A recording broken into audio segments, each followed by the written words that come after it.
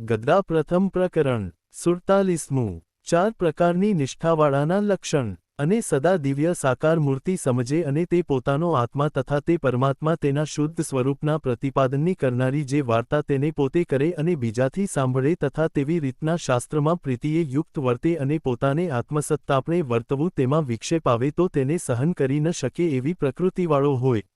અને જેને વૈરાગ્યનિષ્ઠા પ્રધાન હોય તેને તો એક ભગવાનની મૂર્તિ વિના જે સર્વે માયિક પદાર્થમાત્ર તેને વિશે નિરંતર અરુચિ વર્તે અને અસત્યરૂપ જાણીને પોતે મળની પેઠે ત્યાગ કર્યા જે ગૃહ કુટુંબી આદિક પદાર્થ તેની નિરંતર વિસ્મૃતિ વર્તે અને તે ભકત જે તે ત્યાગી એવા જે ભગવાનના ભકત તેના સમાગમને જ કરે અને ભગવાનની ભકિત કરે તે પણ પોતાના ત્યાગમાં વિરોધ ન આવે તેવી રીતે કરે અને ત્યાગ છે પ્રધાનપણે જેમાં એવી વાર્તાને પોતે કરે અને ત્યાગને પ્રતિપાદન કરનારું જે શાસ્ત્ર તેને વિશે રુચિવાળો હોય અને પોતાના ત્યાગને વિશે વિરોધ કરનારા જે સ્વાદુ ભોજન અને સદ્વસ્ત્રાદિક પંચવિષય સંબંધી માયિક પદાર્થ માત્ર તેને પામવાને વિશે અતિશય અરુચિ વર્તે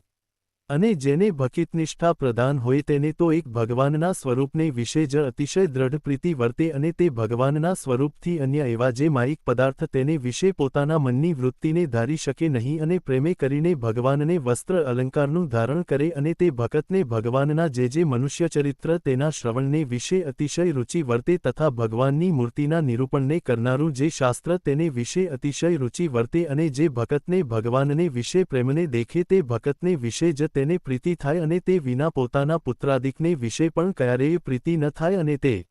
અવાજ અવનવા ભક્તિ મેં વિડિયો માટે વિડિયો કો લાઇક અને અમારી ચેનલને સબસ્ક્રાઇબ કરો અને બેલ આઇકન દબાવો જેથી સૌથી પહેલા વિડિયો તમારા સુધી પહોંચે. ભાગ 3 માટે જલ્દીથી કોમેન્ટમાં જય સ્વામિનારાયણ લખો.